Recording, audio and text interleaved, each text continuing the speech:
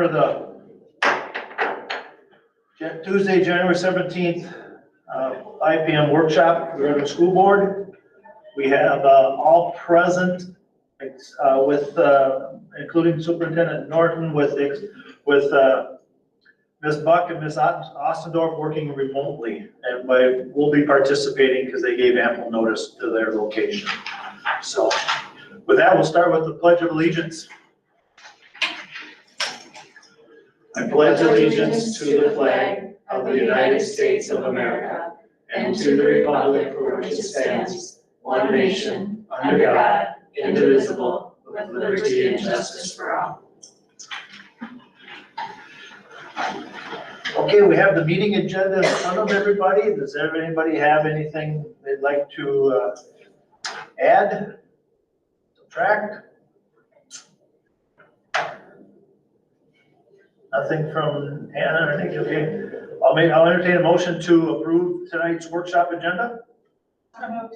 Moved by Ms. Rowe, second by, who seconded? I had a question. Usually we don't approve the workshop, right? Or is I did. I said we're approving the agenda for the workshop.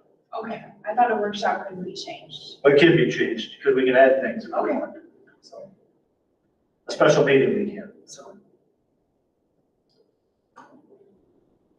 All in favor, signify by saying aye. Aye. Aye. Oh, roll call vote, my mistake. Ms. Schoenfelder? Aye.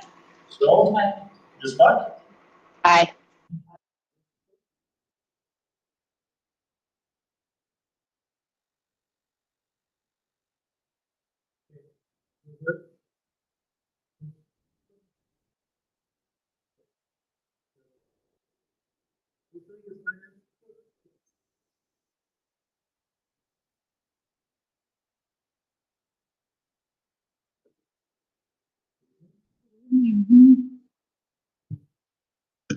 Give me a second.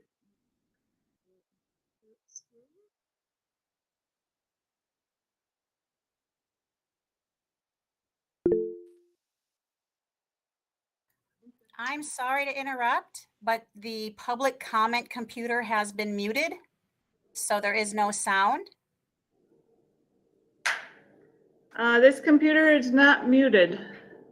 Okay, well, now we have you. I just needed to sit here and the owl woke up.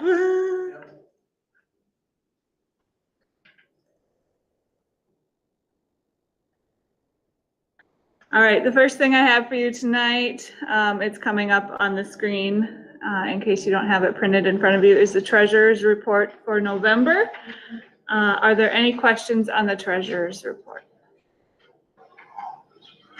Just want to hold on just a second. Ms. Buck, Ms. Ostendorf, are you able to hear yet? I can hear you now, yes.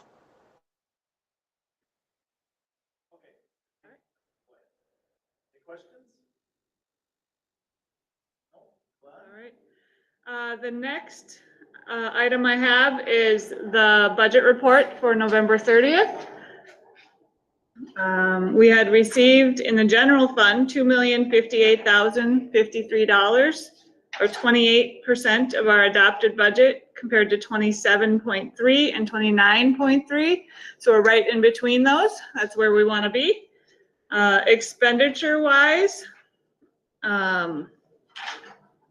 we had expended, go back up to page 1 here. Sorry, I was reading the wrong page. Revenue wise, we're right in where we want to be. Expenditure wise, we have expended $11,903,064, or 31.2% of our adopted budget, compared to 30% and 32.4%. So again, our expenditures are also tracking on budget. Any budget questions? All right. The next piece I have is enrollment. So this is enrollment as of right before Christmas break. We usually do our enrollment counts around the 20th of the month. This report shows that, can you see where my cursor is?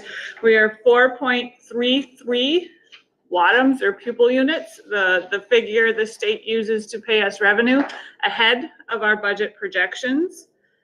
It is good news, we're still ahead, but at this time of year, it's not exactly where I'd like to be. I'd like to have this figure be more closer to 10, knowing that we continue to lose students served throughout the year. We are ahead, but I'm cautiously optimistic that we'll come out on budget. In fact, for the revised budget, I've taken the 2,500, I've taken that down another 5 students, so we're more in that 10 range. From the beginning of the year, you can see enrollment has declined. I am figuring that is going to continue. Yes. Your question? Oh, Teresa, go ahead. Why do you think that is? That enrollment is declining? Yes. There are a number of reasons. We have had a number of families move out of the area without families moving in. We have a number of students who have decided to go to PSE, or not PSEO, Five Rivers Online, but then we get to count them as tuition out students. So they wash out that way. Same thing, we have a number of students, our enrollment at Tower View is really good right now. So we have a number of students out there. Because it's a GCED program, they count as tuition out students, and it ends up being a wash. The tuition out numbers I'm using are last year's ending numbers, which are actually really close to our fall count numbers. So I'm confident that we'll have around 200 students that are in the tuition out program. That's what I know right now. We've had a number, in the elementary grades, we did have some families that were impacted by the closure of the homeless, the women's shelter here in town, who did have to relocate to another district to find shelter. Good question. Mm-hmm.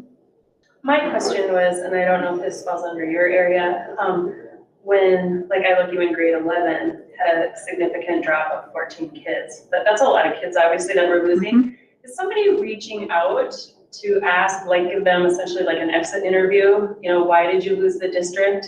If there's opportunity to retain them, or? I know it's been discussed. I don't know where that is in the process. Do you know, Mr. Norton? Not exit interviews necessarily. We do track within the school as to where they're going. The only thing we get is when they contact the other school district, Right. is a request to go, Transfer. and they've already left by that time. So we would be inviting them back essentially. Those students who tell us ahead of time, I'll be moving at the end of the semester, then we do have that. Informal data that lets us know, oh, I'm moving with my family to that kind of thing. But like, if a student chooses to go, let's say to Goodhue for reason X, nobody's like contacting them and saying, why are you choosing Goodhue over Red Wing? You know, can you share with us what that experience was that made that decision for you, or? If they're leaving and they're moving to Goodhue, then we wouldn't, but if they're asking if they can go from here to here, that information is actually on their enrollment form. So when we get a request for records or a form that says, the receiving district or the outgoing district or the resident district, which is us. And let's take, for example, that they were requesting to go to Goodhue. On that form, it says reason. And that reason is listed. So we actually have that data. Okay. That would be good to know, I think. It's a lot of money, you know, that we lose for every kid that goes, and we spend a lot of time trying to pass referendums, and we should spend equal time trying to retain students. Right, to have that kind of data, and then we can say, okay, what would we do about that? Some of the ones that I've noted since in my short time here is smaller school. And like that is a prominent one of several of the ones that I've looked at. But I can't say for sure that that's why, but I'm just giving you an example of some of the ones that I recall hearing. Okay. Ms. Buck? So this is the uncomfortable conversations we have to start having because we're not very inclusive. But this isn't just limited to Red Wing Public School Districts. This is the American education system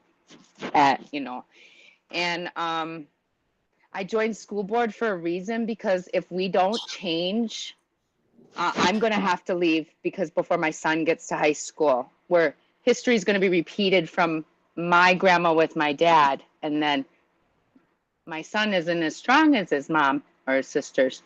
So just like the rest of my family has left, I'm fighting so hard so I don't have to leave either. Because for me, it's really going to kill my soul to be detached from here. And so I just, even though these are the uncomfortable conversations we have to have, I just want everybody to know I feel good. I feel positive about each of us in the positions that we are.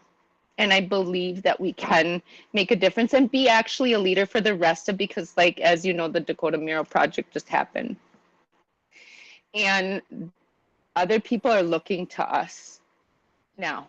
And so here's our chance to really show people how we can, our diverse backgrounds can come together and we can make a good system by everybody and be a leader. So I just want to say, I just want to finish on this point, and because we all know how this has gone, particularly for me, but I really do feel a shift and change from the last meeting.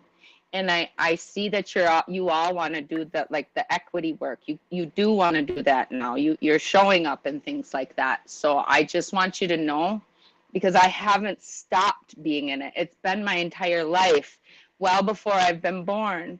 This work is hard. It really is. And so, you're going to have times, and the thing is like, it chases you, it chases our brothers, our European brothers, sisters away, but we need you more than ever right now. And so what that's going to take is all of us working together, even if, I know sometimes I get mad, even my family says that and they take it personal. I'm not mad at anybody, but Jim had said it, hit it on the head. I'm mad at the situation, and I'll get over it. And but we have to all bring our best to the table too, and really come together and move forward. Well, I would love to bring this back to a future workshop. Actually, we've attempted this in the past, but I think it really comes down to a feeling of customer service in our district, and it starts with students who come in our doors to enroll. It starts with, maybe a new student orientation. I've seen other districts do that, where they have buddies and they give them, and I know we do some of that, but I think we have so much room to grow in this area. And when you see smaller school as a reason, I'm thinking there's more to the story, right? What is it that you feel safer in a smaller school? Do you not feel safe here? What does that safety or lack thereof look like for you here? I think we need to do a deeper dive, because you're right, if we're losing 10 or 14 students in a class every year, we can't afford that. And I really do think that we can do a better job with customer service. I've been saying this for 7 years. I'm gonna keep saying it, because I think really, I know students who've left here that have been greeted with very differently at different districts. So I'll leave it at that for now, but I'd really love to take a deeper dive at some point in this and have a bigger discussion. I think we do something really great, and I think we have some areas where we could really take that opportunity to expand upon what we do.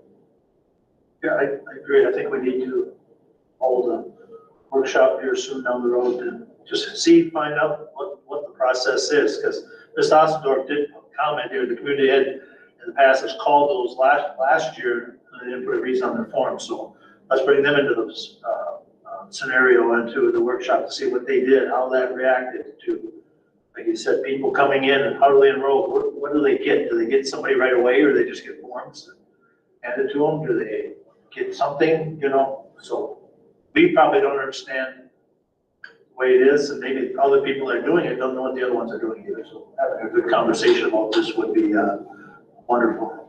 Can I add something just to the Why don't you same? come up to the microphone, please? This way. I just want to add some detail. If Jackie lets me sit next to her. Over the winter break, I did kind of a deep dive with Melinda to actually pull up the reasons why our students are leaving. So just to put it in the space, we had 147 students leave actually since the beginning of this. We had 147 students leave since the beginning of the school year. So we have ad hoc codes that we put in, and so I asked her to actually break down those codes for me. And so we do have students who do kind of flex into 5RO, but a majority of our students are moving out of district or out of state and country. But we do have a handful that, you know, they're not moving. We have about 38 of those 147 that aren't moving. And so we talked about how do we do a barometer check, not just an exit interview, but like to what you guys are talking about. So how do we get that photo album of a story? What exactly was your lived experience, similar to what Nikki is saying? And it does not discriminate. We have all types of students who are, for some reason or another, with their families deciding to make different educational decisions. So those conversations are happening. Frank and I are looking at that data more intimately, but we can break them down beyond just what the numbers are, and then do some outreach that way. So those conversations are starting to happen. So I have some data here if you guys are interested in seeing the breakdown and what does that look like and feel like. And sadly, it's epidemic nationally that students are leaving. It's not isolated to here, but I only am concerned about Red Wing right now. And what do we do with our community to ensure that this is the best experience? So the data is there. We have it broken down. So Frank has it too. So if you guys are interested in more than just a number on a screen, like what does it actually say? So I think also on your Rose comment about what are we doing when they come here to Right. enroll? Yep. Does That's the anybody- onboarding. I bet there's probably 5 different answers. We can probably say or no that's going on. So have something uniform, universal, where everybody Yep. knows this is what happens. We want to welcome.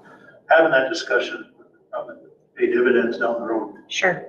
And vertically too. So I think about as kids transition from a K-1 building to a 2-4 building to a middle school to a high school, how do we build that bridge as well? So, and then post-secondary, how do we follow up? You know, we want them to come back and be constituents of Red Wing. So how do we do that? So, Yes. We got this thing behind us. Oh, that's sorry. Going here, so I Speak up apologize. is what he's saying. I'll get you what you need, Jim. I'll get you, it's happening. I mean, it was a real I know. issue to have to look at and But investigate. it doesn't hurt for us to take a peek at it. Yeah. And then see where we can tweak it, get input from all those people involved to see how we can, you know, we throw a party every time somebody comes in with a child or 3 children, you know, the balloons fall all down. You know, We hit the golden buzzer. Yeah. I'm just saying, it should be a good day. Mhm. So, Okay. okay, Yep, yes. so that's available. I can just speak very briefly to it and then bring it to a workshop and then decide, these are the other things that we want to be able to do. So just for the people that are listening, like what is it that happens? So once they do enroll, basically at the district office, we ask for them, from the previous school district, that paperwork is brought in, we give them a start date based off of that time period. And when they come, I'll give you an example of a high school student. A high school student is met with the parents. With the parents want to come. A guidance counselor or an admin takes them from class to class with their schedule and then pairs them with someone within that grade level. So they would say, here's your biology class. Let's go back and start over. And so they do, because it's a big building, it's not small, big. So they take them through that whole situation. The guidance counselors then schedule times to be able to meet with them throughout. You know, let's meet again a week from now to see how the classes are going. Let's do this, it's scheduled out. So there's a process. Obviously, the process can always be enhanced. So maybe the mentorship is larger than that. So we've got cohorts that are coming through. Everybody that's registered in the last month, we're gonna meet on this Tuesday, just as an example. And all new kids come together and we have this, just like you do with new teachers. New teachers meet once a month to talk about their experiences. So those kinds of, you know, longitudinal onboarding as opposed to you're a new kid, welcome, see you later. And that's not what's happening. It is going on, but we can always do better. That's just a snapshot, Rachel, so people are wondering, they don't have to wait for the next workshop. But we'll expand on it when we bring it to the workshop, and you guys can give us your ideas of what it might look like and sound like. Okay? I think we're also interested, well, somebody shows up in July. Who's here to register? Yeah. How does somebody, what happens if there's a vacation, if somebody's stepping in before that, do they have to come back? Those little things, once they get in the door, we don't want to lose them. Not just when November, when they show up because they moved. So, those are, it's a big topic. Yeah. Anybody else have anything else? Thank you. Okay, we'll move on then to, do you have more on finance focus? Nope, the last thing I just wanted to, was on my report was the COVID funds. And those are there for your information. Any other questions for Ms. Paradis? Thank you very much. Actually, I do have one quick question. Go ahead. With the COVID testing line item there, we've gotten roughly half of what our allocation was. How much COVID testing are we doing? What are we doing with those? Well, we had to spend them by, so where's that going? So what we did not spend went back into a pool and we were re-granted some of those dollars. They expanded what we could spend it on, so it's not just COVID tests per se. Some of it's going into ventilation, classroom sanitation, hand washing training for kids, and other different things in the nursing and health department. Fantastic, thank you. We reapplied. Yep, we reapplied. So then does that spend by date change? Yes, it is, I should update this. It is now 6/30 of 23. Okay. Wonderful. Okay. Policy 535, service animals in school, service animals? It is service animals, so this will be our third reading. You asked me to bring that back to the 535. There was a question basically on 535. That's what we brought to the workshop, as far as removing 10. If you recall? Yep. Item number 10 on there. I did some, I reached out to MSBA on 10, and they, as I thought they might, indicated that there is a reason that that is there. It is to protect our kids with 504, so not enter into they didn't specifically say this, but they're saying you don't want to set yourself into a situation where you're discriminatory against a student with a 504 or a special education need. The 10, they said you could pass that by attorneys. The attorneys recommended the same, that it stay as MSBA. This is all vetted through MSBA attorneys as well. And I know that was a question at the last one. And we're not moving on it now, but was there any other workshop questions that you had questions involved? And I can answer during the workshop of it. It'll come to our third reading on the next. The only thing you and I talked about, I think Jenna, was people that have there's people that can approve it. Was that the other one, therapy dog? No. That was therapy dog, wasn't it? No, it was in number 10, yeah. We talked about, ultimately, we should have the superintendent be involved in signing off. Is this the policy, or am I thinking of something different? No. Says, IEPs, they could sign off on it. Am I thinking of something else here? well, it says the request shall be referred to the student's IEP team or section 504 team as appropriate to determine whether the animal is necessary for the student to receive FAPE. Right, and I think we should have somewhere where the superintendent is involved in. So again, remember, we're not talking about service animals, we're talking about bringing in animal. It's not talking about a service animal. We're not talking about, it doesn't say which kind of animal we're bringing in. If it's a service animal or a therapy animal, it just says bring an animal onto school property. That is, well, I guess it does say that is not a service animal. So we're talking about seeks to bring a therapy animal into school. It's the IEP team or the section 504 team that's deciding whether that's appropriate or not. And again, I brought up, they're not animal behaviorists. They cannot determine, nor anyone here can determine what is appropriate. Right. Do we know how to determine appropriateness? Like, how do you define that? Pretty vague. Can we refer to, if we end up coming up with a policy, can we refer to that policy, that in this policy? You know what I mean? That, because it seems like that other policy that we are going to be talking about with the therapy animals might answer some of those questions.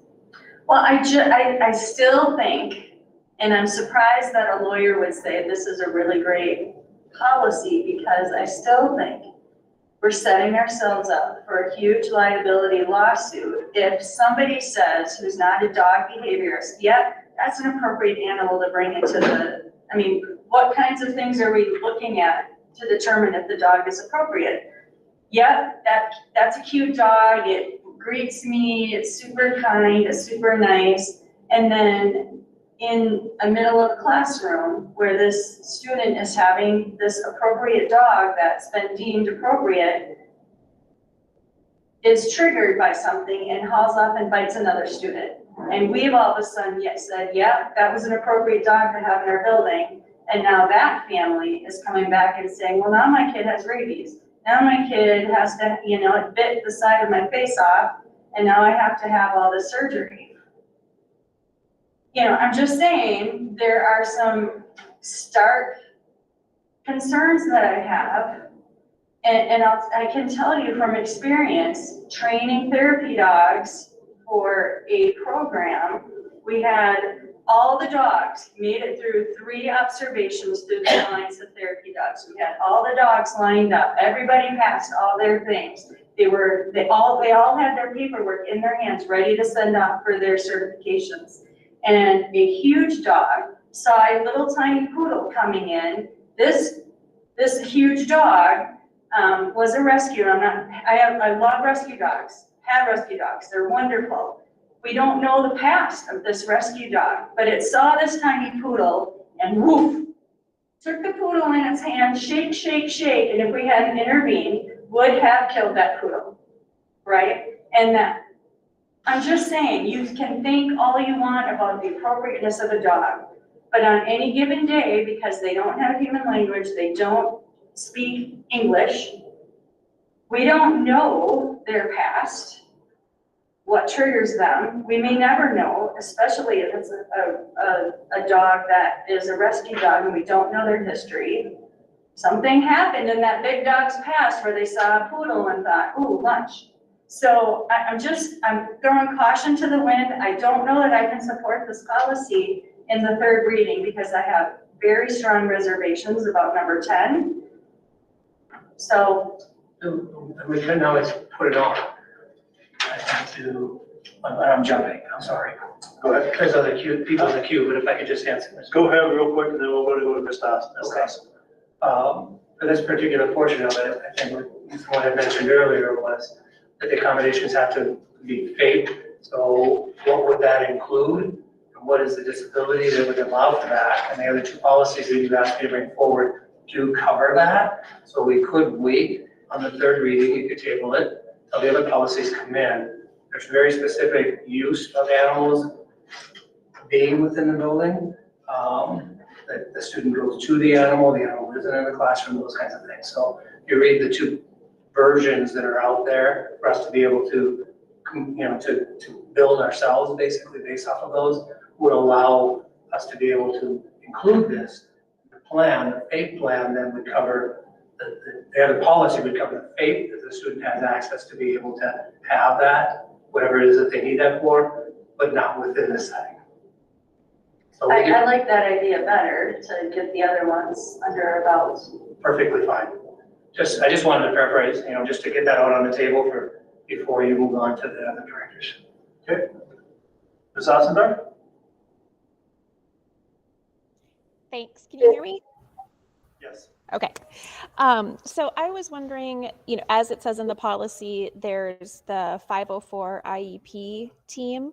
I was wondering if you could say, Mr. Norton, who would be on that team? What does that team already comprise?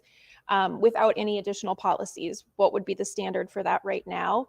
And then my suggestion would be, if the superintendent is not on that, like you mentioned, Mr. Bryant, to add in there, final approval dependent, or, superintendent has final approval, some way to word that, that way the superintendent is kind of the final person to check off and make sure that, or, whoever that person would be, that there's somebody who can make sure that all of those proper things were followed, for whatever other policies we might put in place.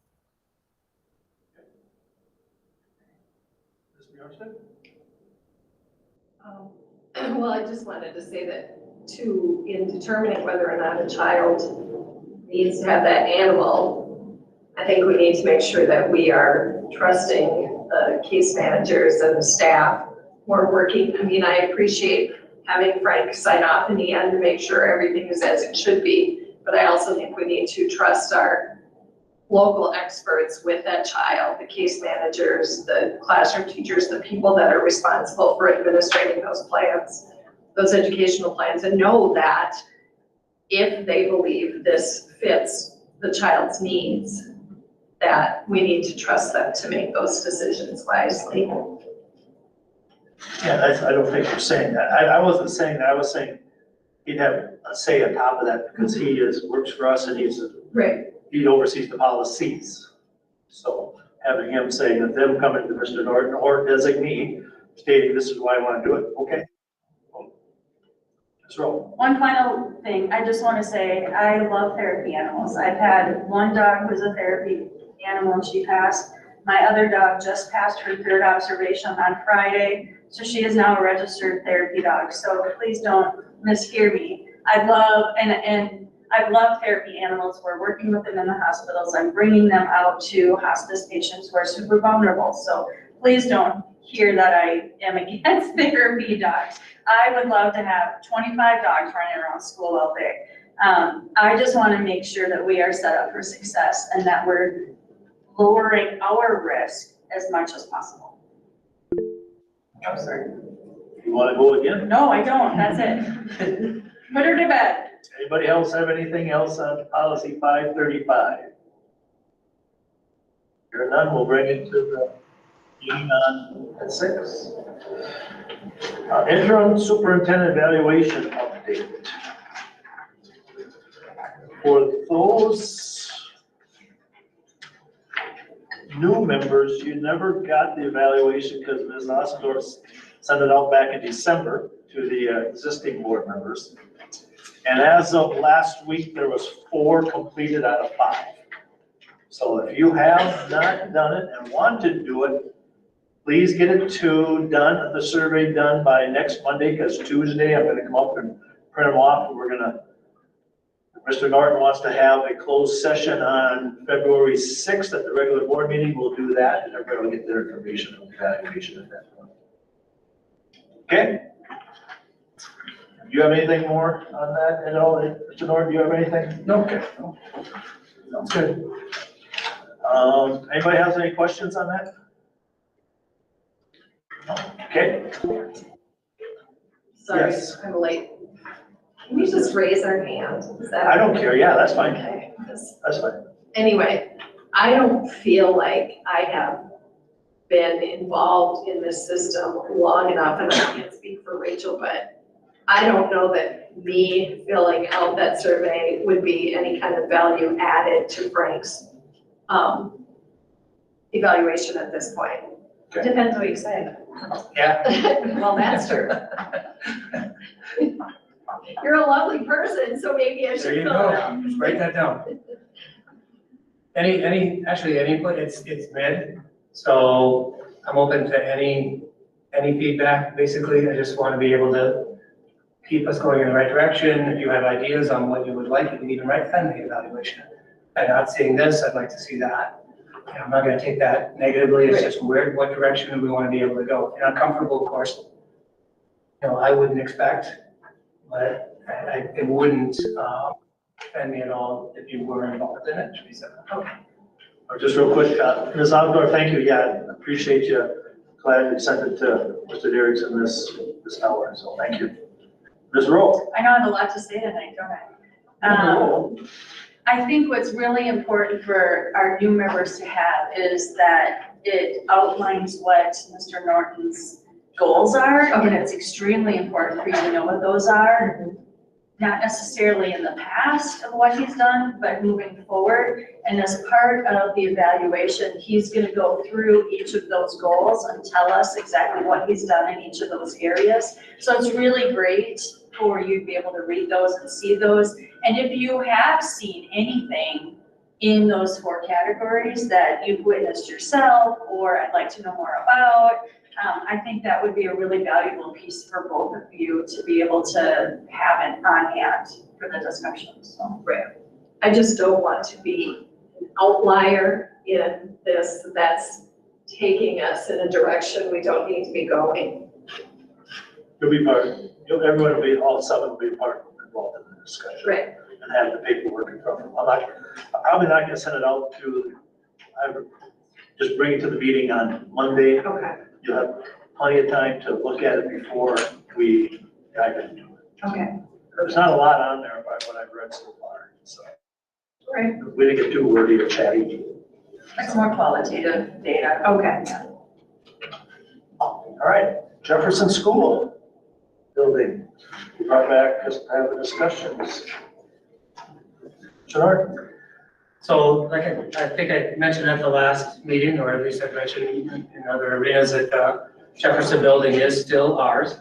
And we are still heating that building, we are still using that building. A portion of it right now is in storage, is being utilized for storage. I've asked over the last several months, just sort of forward thinking as to what that might take to be able to bring that us up to code within that building, the usage of that building. I haven't done any formal surveys at all whatsoever. I didn't want to entertain that at this particular time, but just more informal conversation, mostly for my own edification as to the past history of that building, what are the origins of it, what's it been used for in the past, et cetera, et cetera, et cetera. So I'm grounded and work before we decide what it is we want to be able to do with that building. Chair Bryant asked that it be brought up last week, so I did a little bit more just to make sure that we were all on the same page.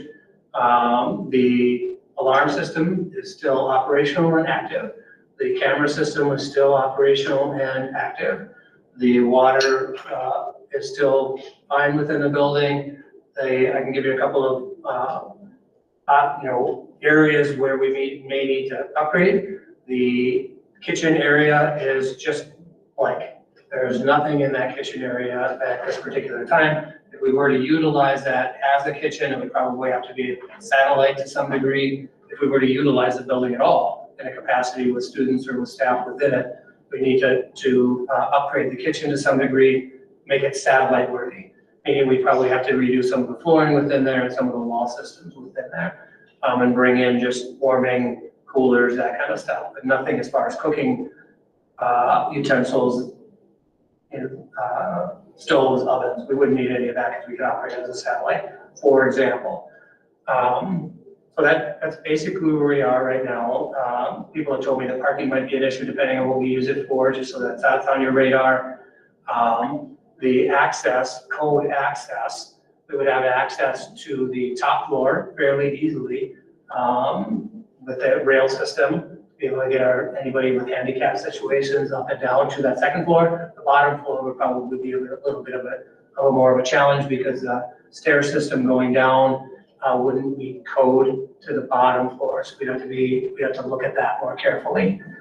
Other than that, I looked at past history because a survey was done in the past for the rest of the board as to what that looks like. I looked at that information to see what the community had said at one particular point. And that was all over the board. There was lots of different opinions as to what it might look like. I understand that it was put up for sale and then we needed that back again. So that's just a basis. That's a very basic. I do have some numbers basically in the background, but I don't want to get into them at all at this particular point because we don't know what we're even looking at. that we want to be able to use it for. As soon as I throw numbers out, as to what it might look like, well, how do you know we're gonna be using it for that particular situation? Why would we spend money on that? So I have done some exploratory. That's kind of back to the board as to your conversations in the workshop setting, and so your thoughts on Jefferson at this particular point. And I can answer any questions you have as far as the rest of the facilities as well. Yes. Frank, has GCED expressed any interest in expanding and using that as a space? GCD we have had that conversation actually. It came up more as a superintendent group on space, and the need for space. So yes, not specifically about GCED, not specifically about Jefferson, but about space. And if something was to happen with Jefferson, would that open up space? Then we could then use something somewhere different and utilize some, a GCED program somewhere else and within some of the other buildings that might open up if we did open up Jefferson. But using Jefferson specifically for GCED programming was not, we want Jefferson, that was never stated. It was, we'd be interested in being involved if you do open up Jefferson with something, and to take a look at how we could also utilize that or utilize another facility that might open up.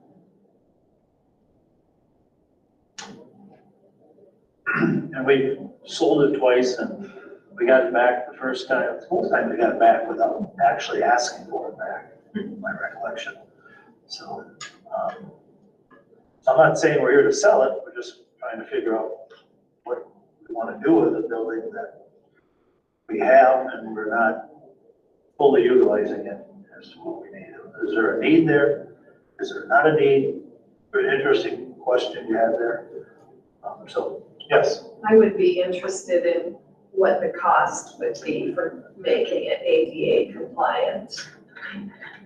Because that definitely would inform our decision about whether or not it's worth continuing to keep.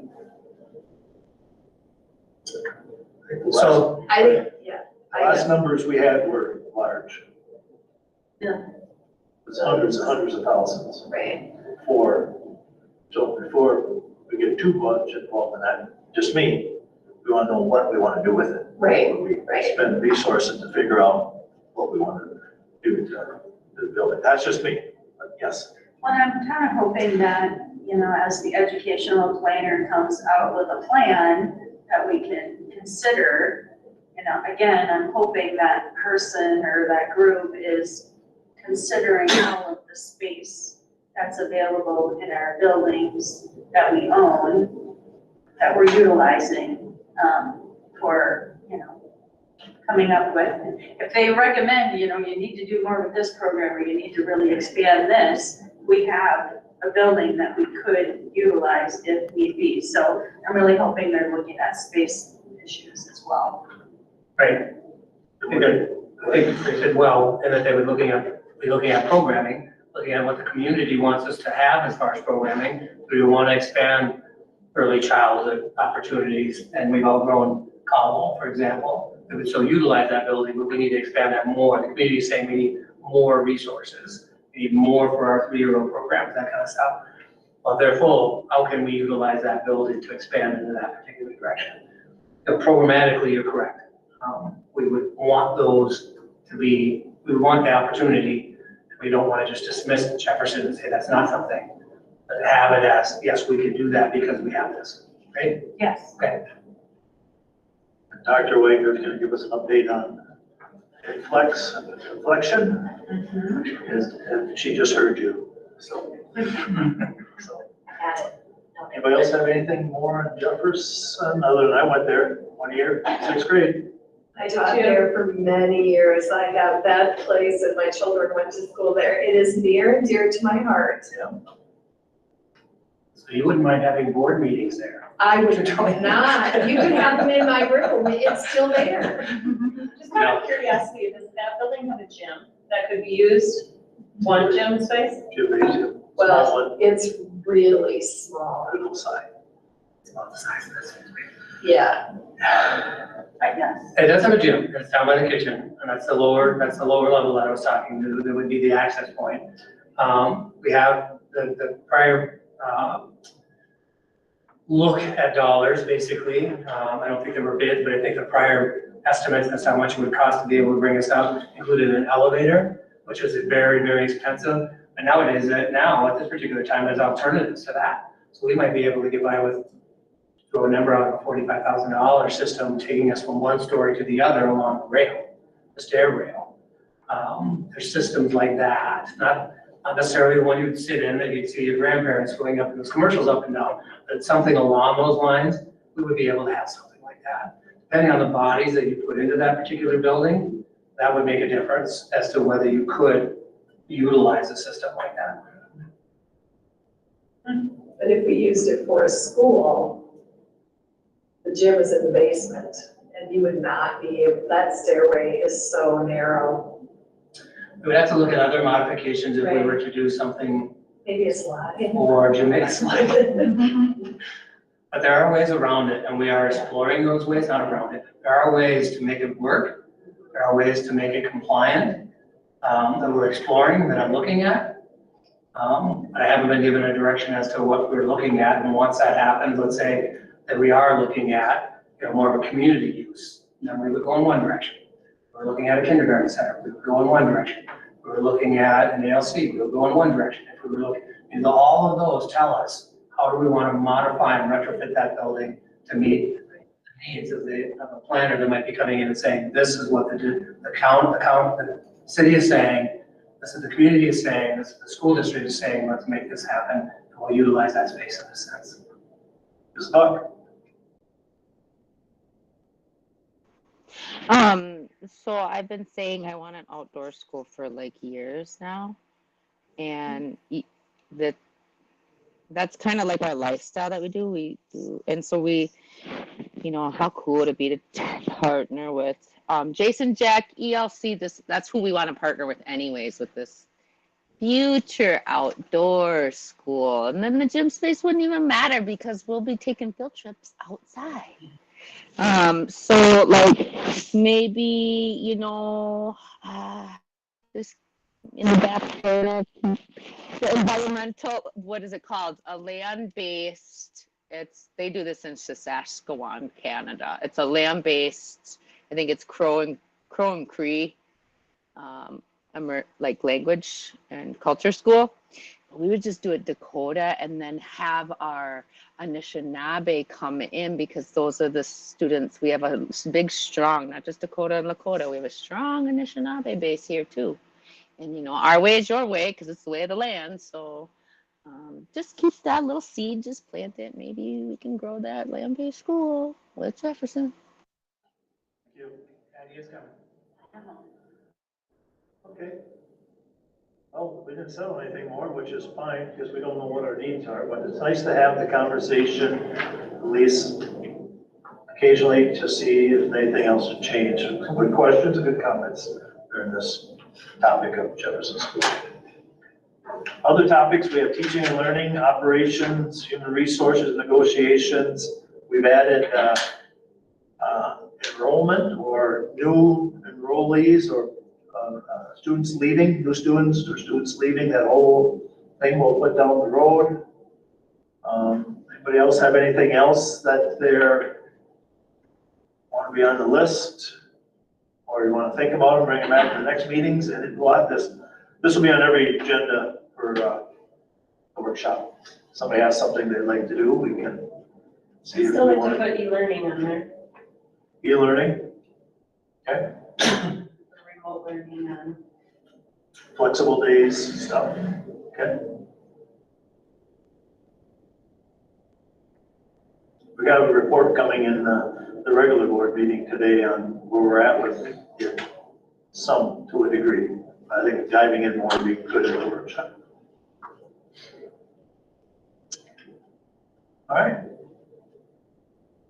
Very good. Anybody else have otherwise entertain a motion to adjourn the workshop? Because we got a school board meeting at 6 o'clock. So moved. Moved by, motion by Ms. Bjornsted, second by Ms. Schoenfelder. We will do a roll call vote. Ms. Buck, Aye. Aye. Bjornsted, Steph, Ms. Rowe, Schoenfelder, Aye. chair votes aye. We are adjourned. We'll start at 6 o'clock straight up in 8 minutes. Thank you. UB Power, hence the meeting. Yeah. You can call me either, Jim, or Lex. I'm gonna-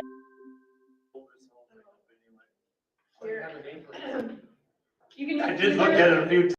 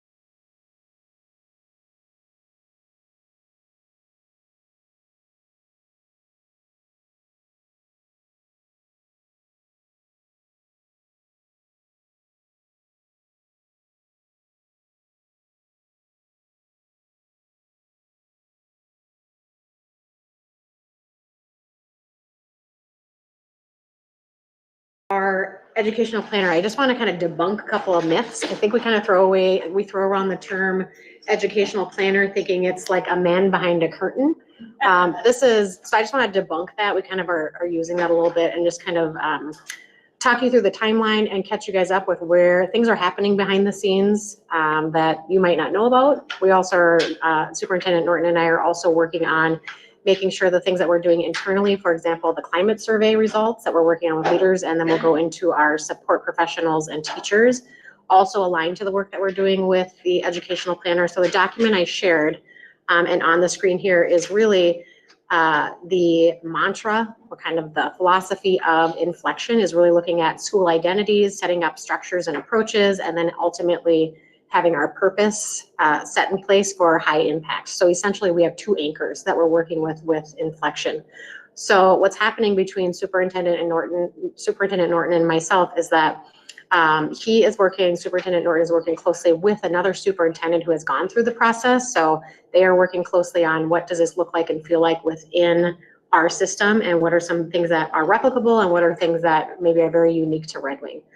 On the other side of the learning is me working with Matt Coleman specifically, so the CEO of Inflection, to look at how do we bring this to the district, how to facilitate some of the pieces to get our identity elevated. So we're going through the process right now of looking at the 4 steps. And so in that document that I shared with all of you, just highlighted a little bit where we're at with the climate survey.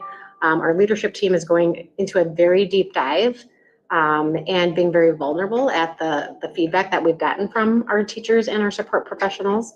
We are finding common themes across the board, and so we're working on our we believe statements, and then we're actually coming back together because our first session, there wasn't enough time to really look at building-based data intimately so that we could get to the co-creation piece. So ultimately what we want is to be able to have a unified front with our leadership team. Each site is looking at their unique data. Frank and I are looking at the district-wide data and what does that look like kind of operationally from the district level.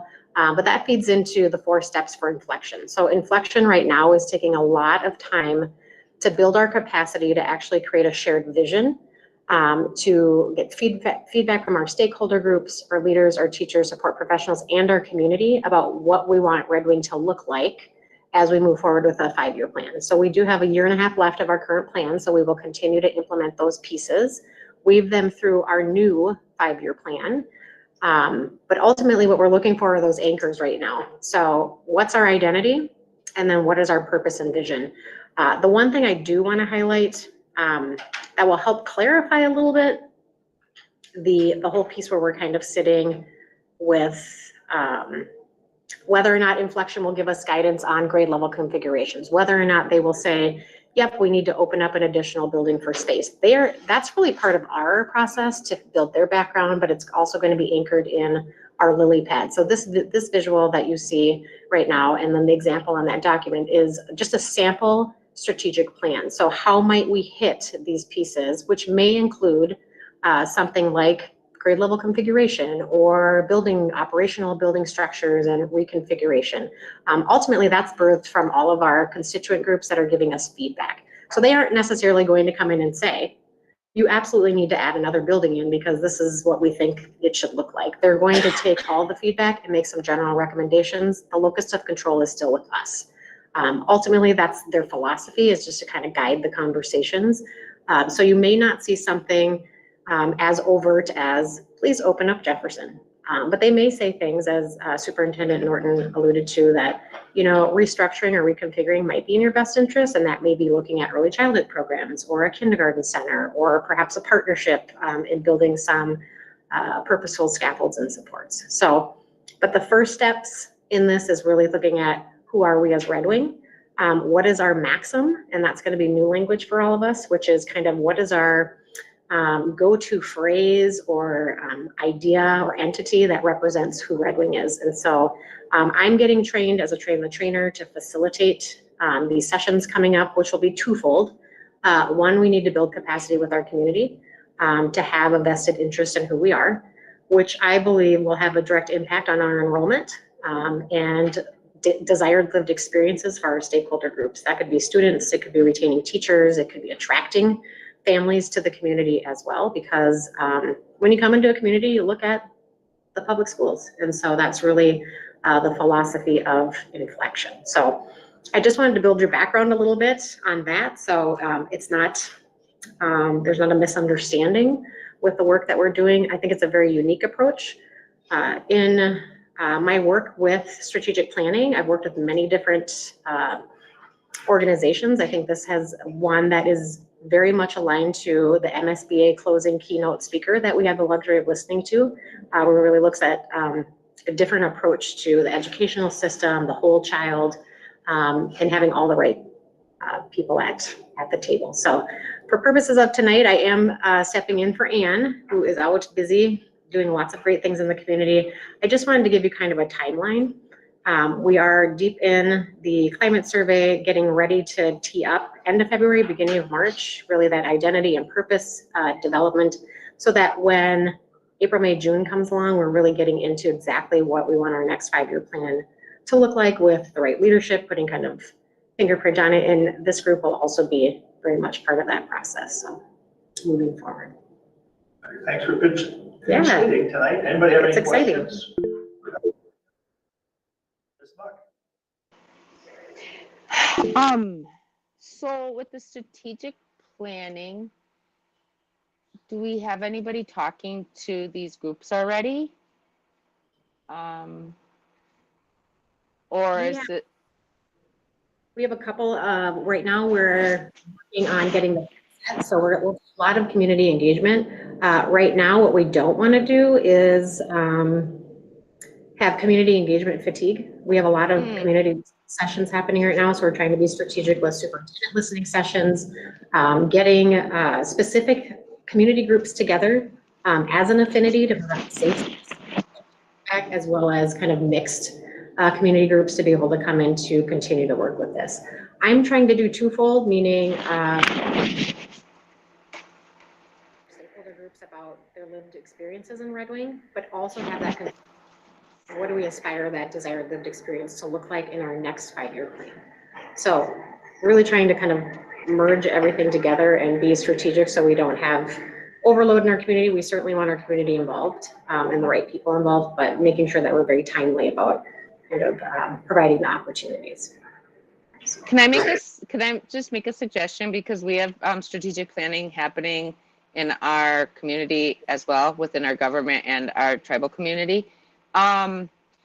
Maybe start advertising that to the community, because I had no idea we were already starting the process. So if I had no idea, maybe other people didn't have any idea, and that would help really get the opportunity. So I could like pass it in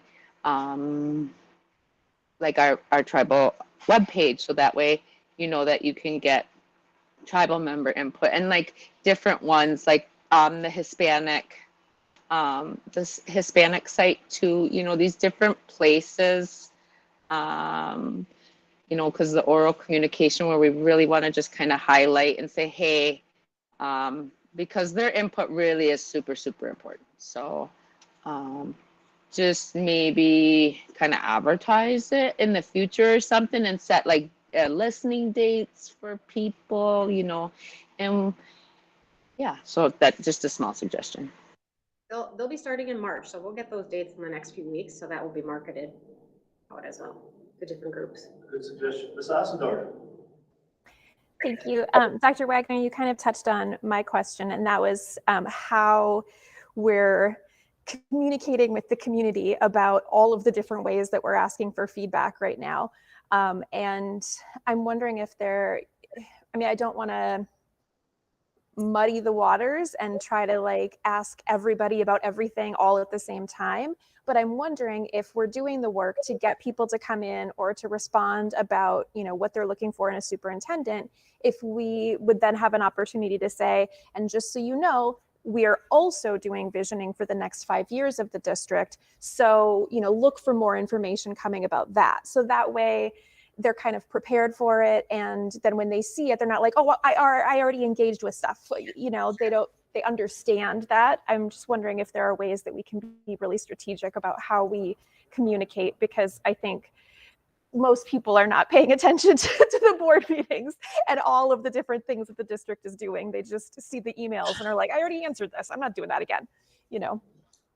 Definitely we'll get that on Ann and Dawn's radar, so that as they kind of wrap up the listening sessions for superintendent, that's added on. But we can also do several different marketing pieces in addition, and quite frequently. What I will say is the e-news is. We have in front of you, do that, like she just said, I think that's great. The other thing is, with the stakeholder meetings and what we're having right now, there may be information that they, on the surveys or in the meetings that pertain to something like this, that hopefully MSBA will share with us, so we can look at that and say, oh, we already got something. That's a good piece of, that fits more here than here at the superintendent search. So. Absolutely. Anybody else have anything else? Thank you very much. All right, thank you. School board reports. I don't think have we had many meetings? Nope.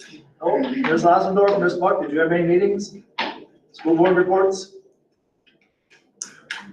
Yeah, I had the APAC committee, and we were supposed to do elections, but like, so maybe I should tie this in. So everybody's like, well, why doesn't, we have parents attending, the APAC, why can't we keep it sustainable? This isn't just Red Wing. Actually, we have a lot of APAC committees around the state of Minnesota. They're actually reaching out to ours, and they're looking to us for guidance, because we're the only one that's, we're one of the few that are a very operating one. But even they don't know positions. This isn't our government, and so Phil had reached out to Jane Harstead. We're gonna see if we can do some training. It's hard for me to come back there because I'm learning here too. So it's hard for me to kind of help them. So if we're gonna do a training, and then if our members feel confident in understanding the roles that are asked of them, like positions like chair, vice chair, secretary, treasurer, then we'll have more people that want to involve. But each of us has a job right now to get our relatives and have them come to meetings, so we can start being a really great APAC committee. And I think Martina, she's still there.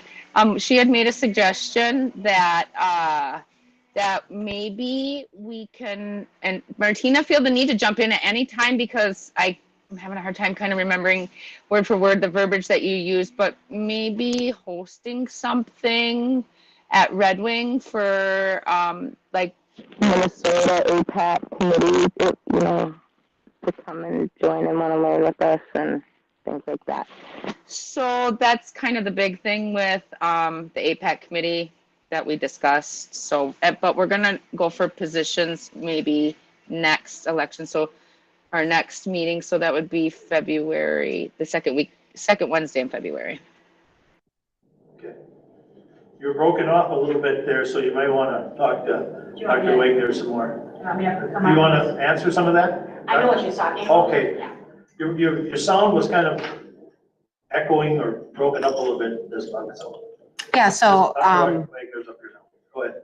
Nikki was actually approached by several districts about our APAC committee, which stands for our American Indian Parent Advisory Council, just for some guidance. So different school districts, and one recommendation I made is possibly thinking about a regional APAC.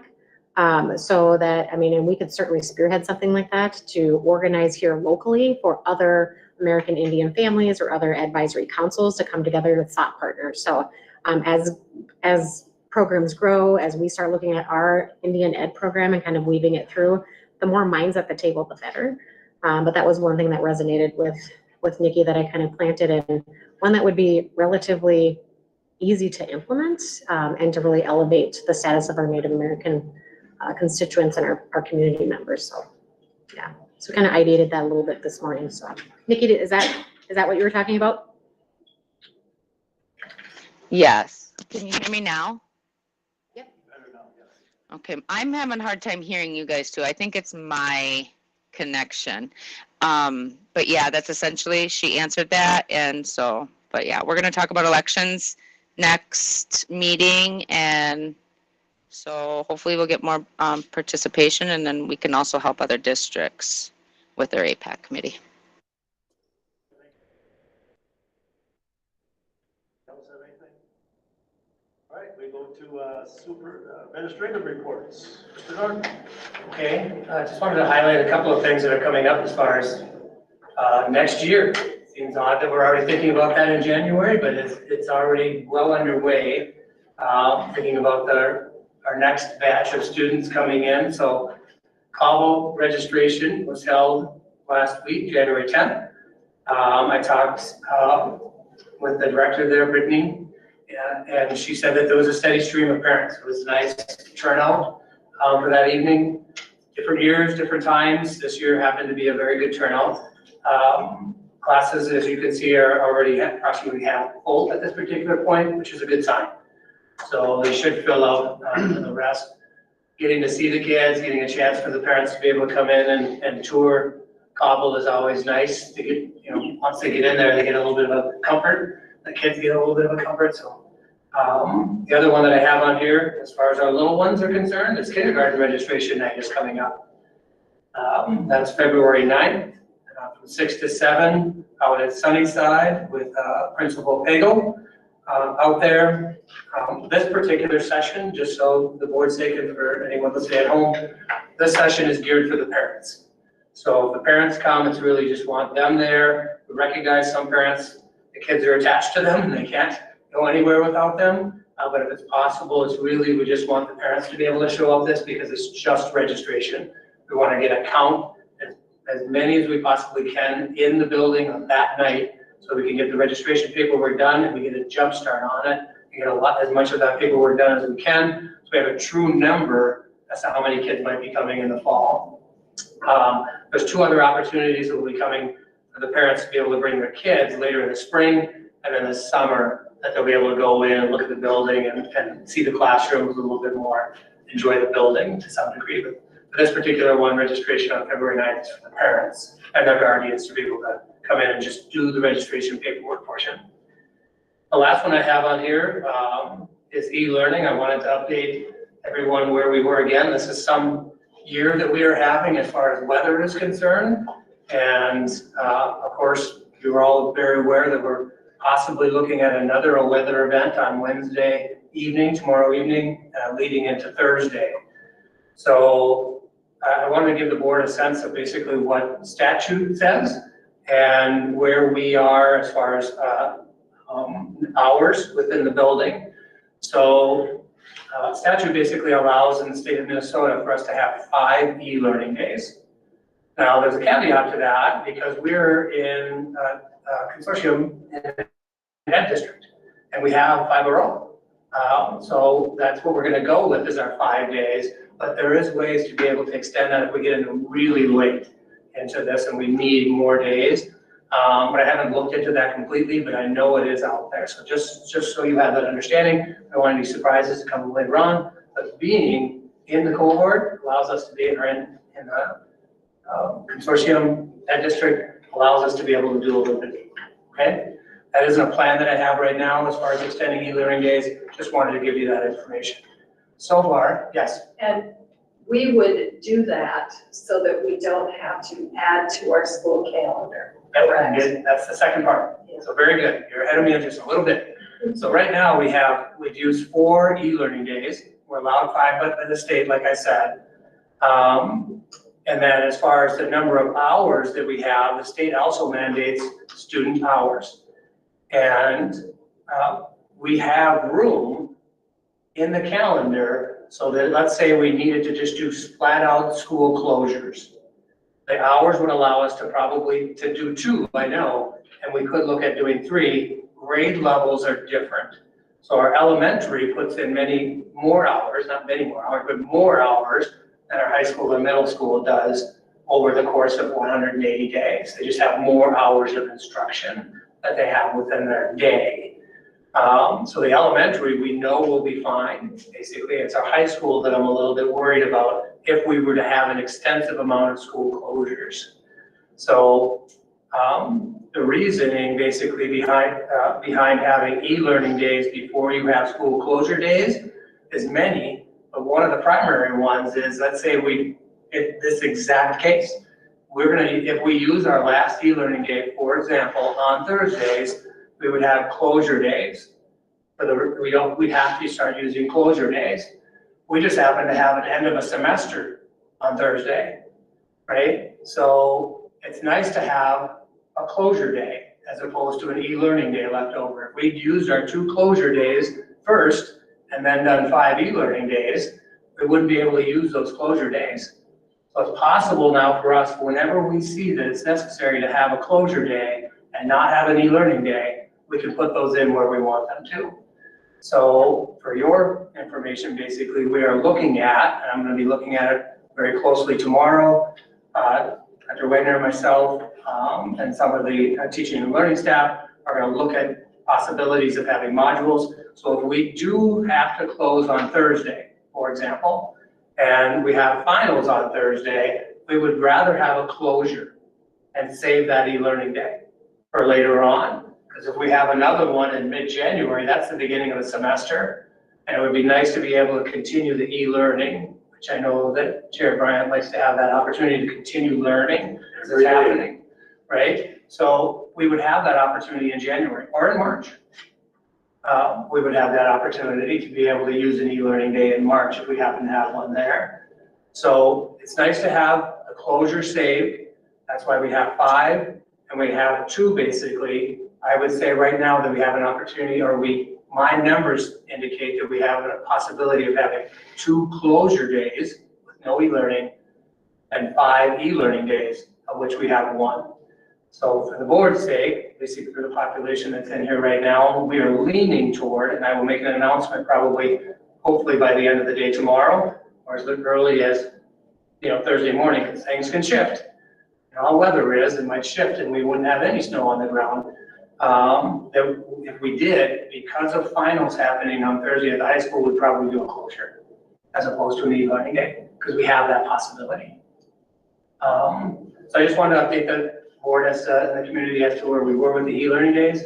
It's 5, that's not 2 as an absolute, it's just 2 that I think we have the number of hours that we wouldn't have to have the kids in school and make up a day in June. We have 2 days that we can just close school. Those hours are not counted against us at the state level, and we would not have to go into June to some degree. School districts that have used their closure days and used their e-learning days are now adding into June. And may have to do that if we have more in January. I think we're pretty safe at this particular point. Anybody have any questions about either or the e-learning? Yes. So, if Thursday ends up being a full closure day, and this is all the end of the quarter, does that revoke like the Friday at the high school being given as a day off for some students that have completed everything and everyone will be expected to attend and take their Thursday finals on that Friday? That is our thought process now. We would know that by the end of the day. So that's why we want to let everybody know on Wednesday as opposed to waiting till Thursday morning. So hopefully we have a really good idea of where that line is. It's moving through Red Wing all the way down to Rochester. We're on that line.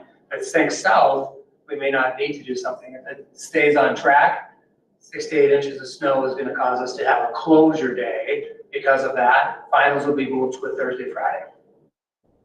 Okay. Good. That's in the works at the high school level already. And notifications are going out in either scenario. So if we don't have the snow day, it continues. If we do have the snow day, parents are aware of it already. It's already in the works. Notifications and communication. Ms. Buck. Okay, that I had a hard time following. Sorry. No, not because of you. Yes, because it's a lot. And gosh, I would do better not saying this is yours, but maybe I will create something for myself, but like a graph or something on closure days. And that was really good knowledge. I'm not kidding, but I had to follow not yours, it's the whole system, that makes it complicated. But let me just see if I got it. So if it snows and we go to a closure day on Thursday, does that mean they don't go on Thursday and Friday then? Or just Thursday? Not Thursday. Just Thursday. So everything would resume on Friday, but we're gonna wait to see? Yes. Okay. We have to wait because the line might not move. Mhm. I'm hoping to be able to make that call by Wednesday rather than Thursday morning. Okay.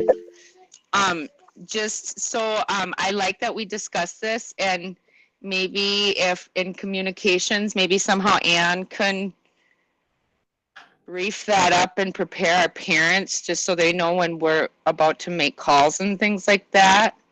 Because I feel like and I feel really bad for our parents with young students that have to last minute find places to shuffle their little kids. Right. And my plan is to give as much forewarning in this particular one as possible, because we've known about it for so long we've seen it coming. Sometimes these ice, you don't know. The temperature could be 32 degrees and we're walking in the rain and it was supposed to be 6 inches of snow.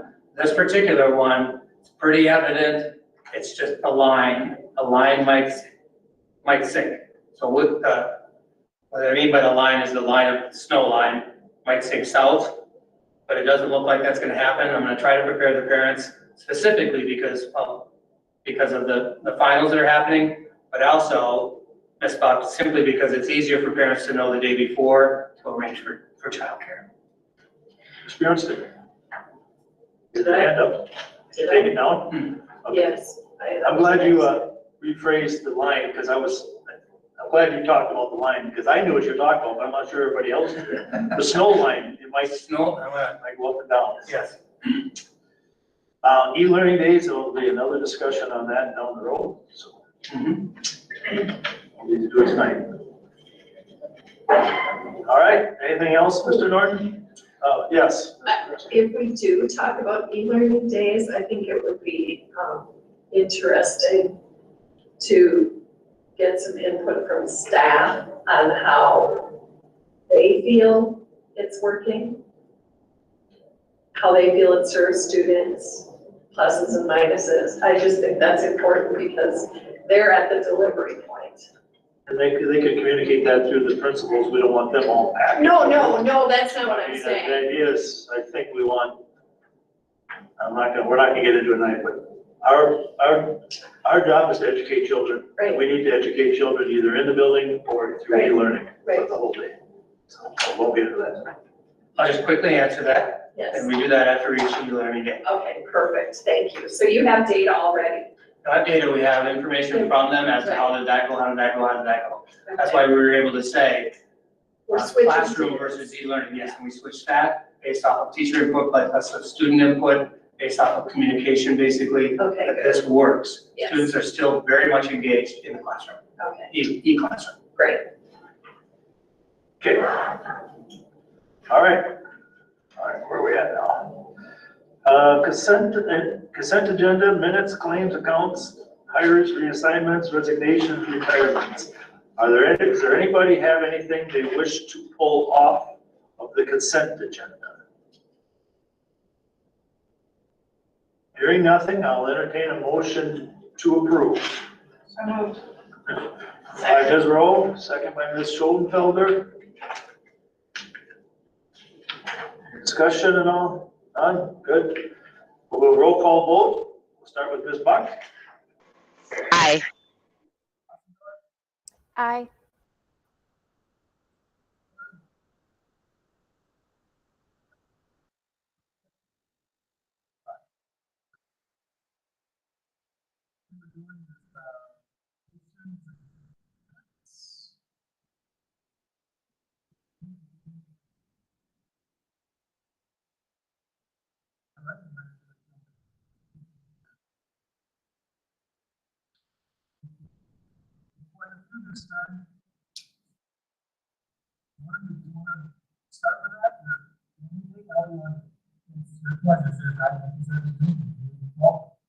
behalf of the Redmond School Board, Redmond School District, we want to thank a number of people tonight that have generously donated to the school district in various ways.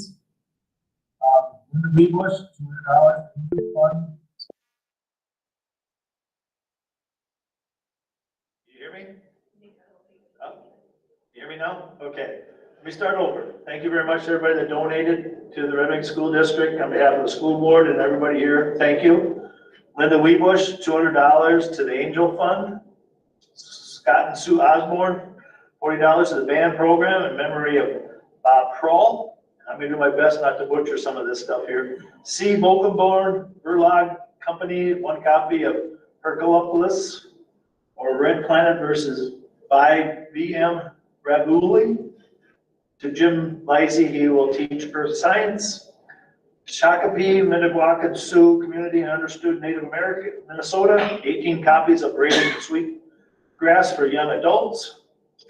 Given to a number of our people in our school, to Joni Heineman, Nikki Larson, Susan Burns, Megan Hattine, Carrie Ackrey. Did I say that right? Yes. Thank you. Barry Hand, Kelsey Tulip, Kristen Bray, Carrie Mattis, Jennifer Bierman, Janine Roybert, Abby Mickelson, James Lizey, Darcy Ruby, Kelsey McKim, Kelly Oquist, Lisa Toivonen, and Meg Hammer. And then Carolyn Cruz, Timothy and Susan Kelly, American Legion, both donated $250 and $200 respectively to the Angel Fund. American Legion post $54,000 to the Emergency Medical Fund. Quinn Montromaker, $110. This is a really interesting one here. Quinn is a 4th grader. She made and sold earrings and donated half the proceeds to the Angel Fund. This is a little 4th grader who's took it upon themselves. She did to do that. I want to thank the whole board. I want to thank everybody for the generous donation to keeping our schools going. They shows a lot of support there, and thank you very much. With that, I'll entertain a motion to approve. Motion by Ms. Tiff. Is there a second? I'll second. Ms. Rose seconds, and we'll do a roll call vote. Ms. Bjornsted? Aye. Ms. Tiff? Aye. Ms. Ostendorf? Aye. What? Aye. Thank you very much.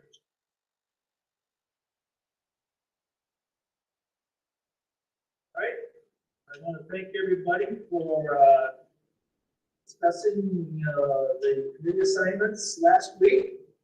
Appreciate that very much. I went through them all. I tried to give everybody some of what they asked for. They not got everything, but I tried my best to do that. I've also given more committee assignments than in the past.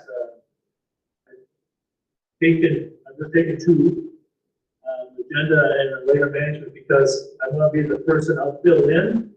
If somebody, if both of you can't make it, contact me.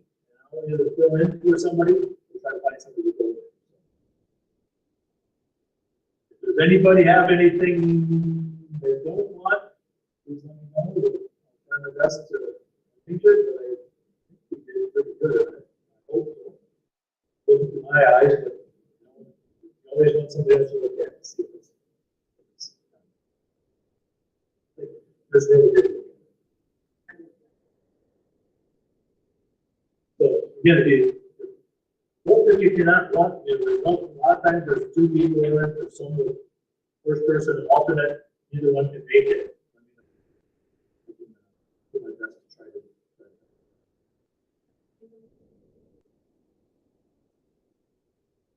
Motion by Ms. Tiff, is there a second?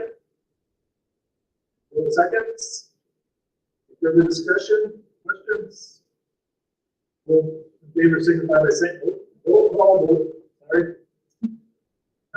That happens. Ms. Tiff? Ms. Rowe? Ms. Schoenfelder? Ms. Watt? Aye. Aye.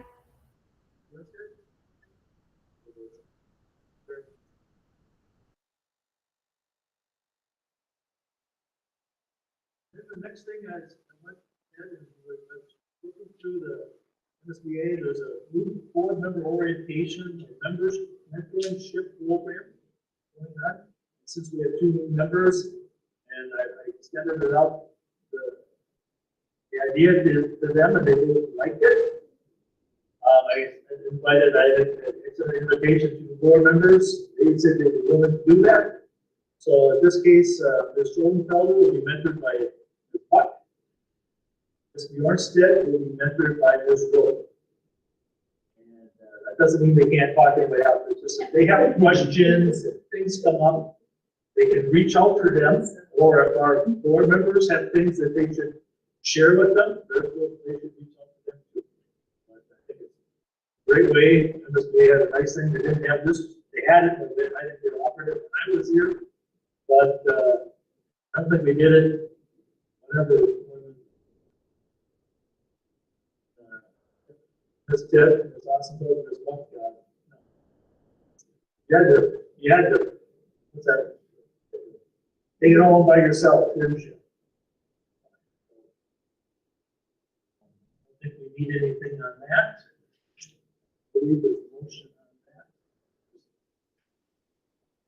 Nothing for that. Thank you for everybody for doing that. Any questions? I was going to say really quick though that at the MSBA training, they did pull mentoring within the school board very few days. We're doing we're blazing the trail here at Radford. Let's be high performing. And I think we all work well together. We can do it, but I thought it would just be nice to do it. Can you hear me now, Nick? What? Ms. Osendorf, can you hear us? It kind of seems like whenever Nikki or I talk, that immediately after it'll be muffled for a while. So I think the owl just is having a hard time like switching back to the in-person after it picks up our speech. I don't know, but it's cutting kind of in and out. We will check it here now, and we'll have it checked hopefully before the next meeting too, to see what we can do. We'll push it forward. That's a great idea, Ms. Paradis. I may be able to hear better too. Yeah. Yeah. So, can you hear us now? Okay. This, Dr. Martina Wagner mentioned something about the superintendent's process a little bit through the meetings tonight. They're going on this whole week through the surveys, the meetings, the virtual. It's very intense. Intense is probably not the right word, but there's a lot of meetings going on. And from what we're hearing, we're getting very nice participation in the community.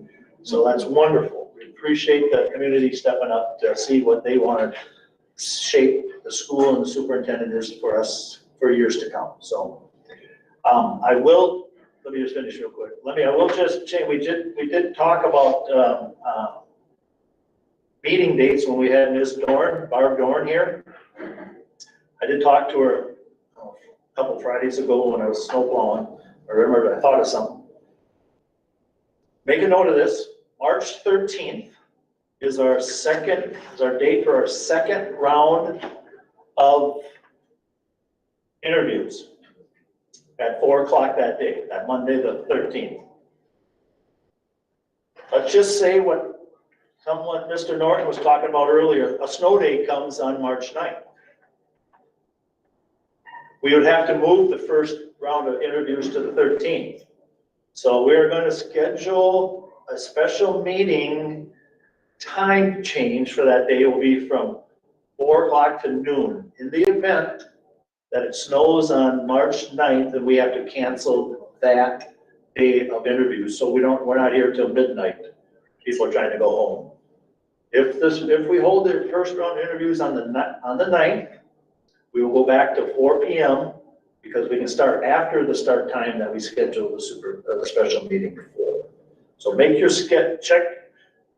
make your schedules or adjust your schedules or aware of that in case that comes. We won't know until the 9th of March, but at least we can put it out there. We can always start later, but not, we couldn't start earlier. So just want to change You're saying that. start at 9. We may start at noon If we miss the night. yes, if we can't hold the interviews on the 9th, we'll start at noon on Monday, the 13th. Okay. If not, if we hold the interviews on March 9th, we'll hold the second round starting at 4 PM on the 13th. So I have written in here the 14th is a backup date for weather, so is that still? That's still there. Okay. We can leave that at 4 o'clock, and we can't get snowed out that many times. Right. I think, so what you're just saying is, we need to be prepared, like, just have in the back of our minds, or flex your schedule so that if we get a snow day on the 9th, we can be available at noon because we weren't going to start till 4. You're absolutely correct. Okay. I want to explain it so you kind of understood it. Yeah. Maybe I should have said, we're starting at noon, no matter what. So, You can't meet on the 13th, you meet on the 14th. Right. right. So.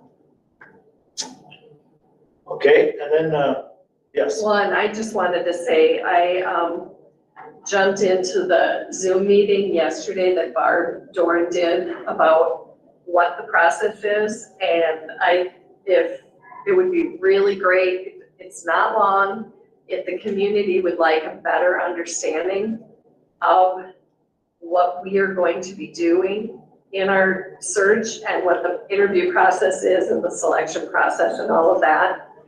It's very good, and I would encourage people when it gets up on the website to watch it.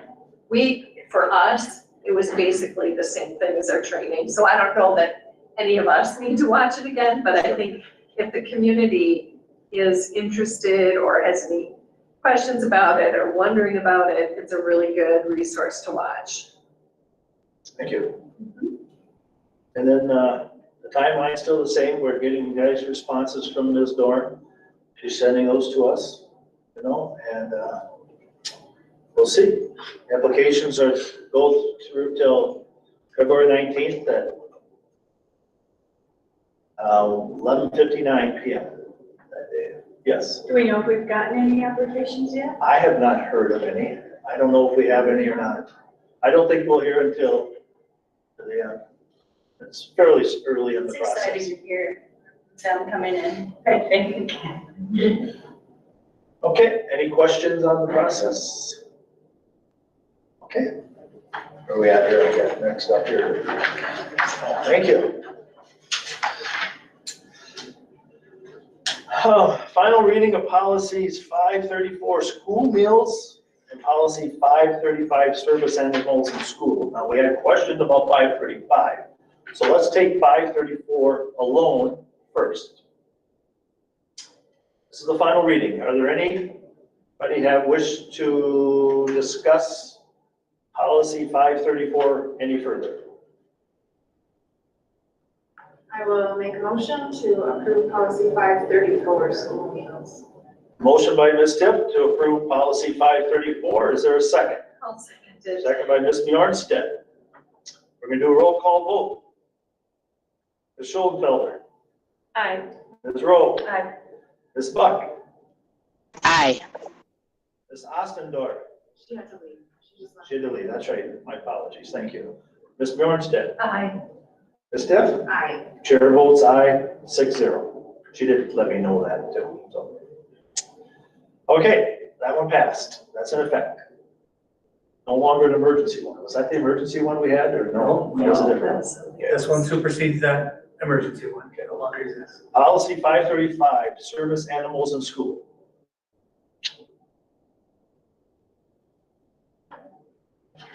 What do you wish to do? I think I would like to see it tabled until the next meeting where we can perhaps Okay, take a look at the therapy animal procedures and policies and discuss those okay, at the workshop perhaps, and then we can bring this policy back. I would also like to see the superintendent added to the team under section 10. Okay, is there a second? I'll second that. Okay. The motion is non-debatable, so, we'll do a roll call vote. Ms. Ossendorf? She's gone. Oh, sorry. Damn it. My apologies, my apologies. I just wrote it, I just have it here too. Ms. Buck? Aye. Yardstick? Stroll? Schoenfeld? Chair votes aye.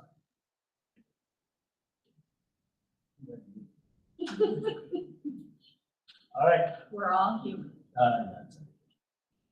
Upcoming meetings, I have one, if anybody, unless somebody else does, I'll go last. To the, attending the MSBA, I attended the chairman's meeting with, President Kirk.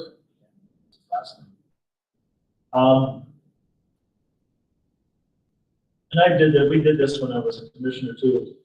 I'm gonna ask the superintendent to invite our state senator and state representative to one of the next 3 board meetings. Say, roughly 7 o'clock or something like that, or 6 o'clock, whatever. So, February 6th, or the 21st, or March 6th. You come and give us a brief update and hear from us on education and education funding. State of Minnesota that affects students of school district. Why is that? You'll ask. Also, March 20th is MSBA legislative day at the Capitol. So it'd be nice, they said, to do that before you meet, so they put a little bit of face to it. The senator knows me. I don't know if the representative does. Senator does. It's yours. Just a point of order that on March 6th, that's the day that we're determining finalists and interview questions. I don't know if that would be a good day to bring in. I mean, I think that it's important we talk to them, but I don't know if that's a day we want to put out there for them. That'll be the last date we should offer to. They can't do the first 2. I certainly think we should be meeting. They can come to the workshop. We're not having it on that day. They can come at 6 o'clock. If it's the 6th. So, put down the 6th of February, 21st of March, so it's last chance. I think we need to get in front of them before any of us go before the 20th. Yeah, I think it'd be good if we could get them, the sooner the better. Their schedules are in session, so hopefully they can. Be nice if they both came at the same time. Got that? Mr. Norton? We're done. We're good. But yeah, this is correct. We should probably try to stay away from March 6th. I still want them in front of us before this. I got that too. Anybody else have anything else? Next meeting is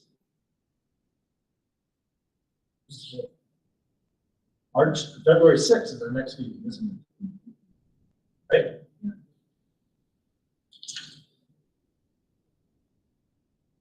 So, there's nothing special going on before that. Have an LMC meeting on the 30th, have an agenda meeting on the 30th.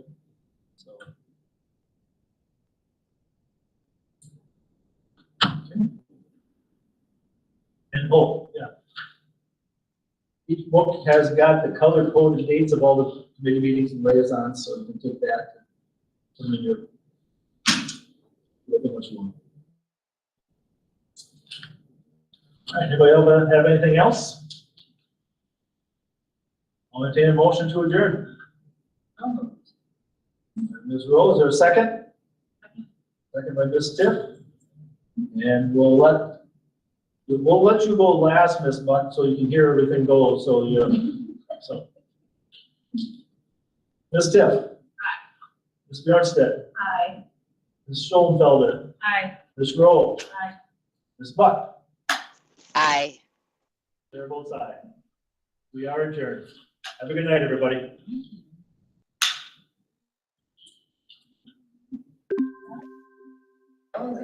Meeting on the dot. Oh.